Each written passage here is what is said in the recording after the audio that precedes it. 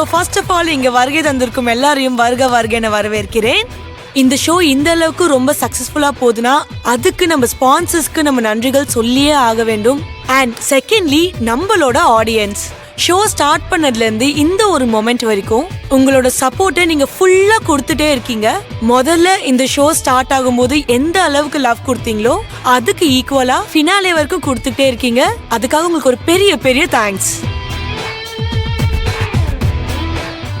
And நம்மளுடைய contestants, அதாவது நம்ம கண்டஸ்டன்ட்ஸ் இப்படி எப்படி ஆயிட்டாங்கன்னா பயங்கர டேலண்டடா ஆயிட்டாங்க.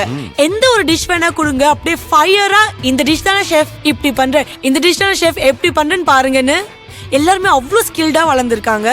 சோ கண்டஸ்டன்ட்ஸ், இப்போ நம்ம அடுத்த ரவுண்டுக்குள்ள போயிடலாமா? ரெடி.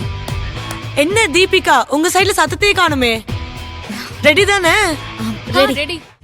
ஓகே, சோ இந்த இறுதி போட்டியில என்ன மாதிரி டாஸ்க் இருக்க போகுதுன்றத பத்தி நம்ம ஷெஃப் சரவணன் அவர்கள் நமக்கு இப்ப எக்ஸ்பிளைன் பண்ணுவாரு.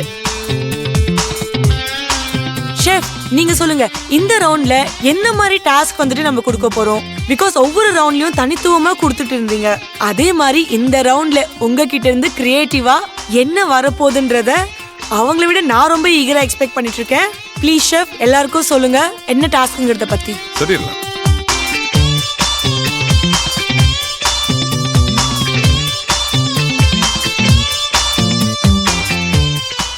ஓகே, டாஸ்க் சொல்றதுக்கு முன்னால ரெண்டு டீமோட போட்டியாளர்களும் உங்களோட லீடர் யாருன்னு சொல்லுங்க. ஐ மீன், பொறுப்பை யார் ஏத்துக்க போறீங்க? Okay fine. சோ கயல், நீங்க சொல்லுங்க, உங்க டீம்ல இன்னைக்கு யார் லீட் பண்ண போறாங்க?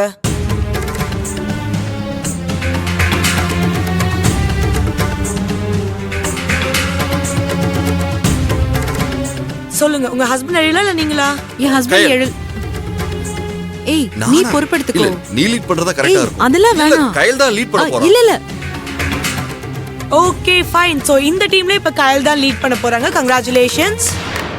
ஏய், என்ன இப்படி சொல்லிட்ட? அண்ட் தீபிகா அண்ட் டீம், நீங்க சொல்லுங்க, உங்க டீம்ல இப்ப யார் லீட் பண்ண போறீங்க? நான் தான். Okay good. இப்ப டாஸ்க் என்னன்னா, டீமோட பொறுப்பாளர், அதாவது டீம் லீடர், அவங்க கண்ணை கட்டிக்கணும். அவங்க இன்ஸ்ட்ரக்ஷன் கொடுக்க இன்னொருத்தர் சமைக்கணும்.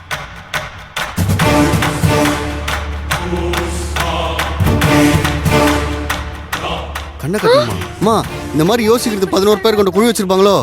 வித்தியாசமா டாஸ்க் வச்சிருக்காங்க. நெருப்புல அவன் சமைக்கணும், கண்ணை கட்டிட்டு சமைக்கணும். நல்ல வேலை, அடுத்த ரவுண்டுன்னு ஒன்று இருந்தா கையை யூஸ் பண்ணாம சமைக்கணும்னு சொல்லுவாங்க போல. ஃபைனல்னா அப்படிதான் இருக்கும்ண்ணே. கஷ்டமா இருக்கும்ன்றது நம்ம ஏற்கனவே எதிர்பார்த்தது தானே. சரி சரி, தொண்ணு பேசாதீங்க, என்ன நடக்குதுன்னு பாப்போமே.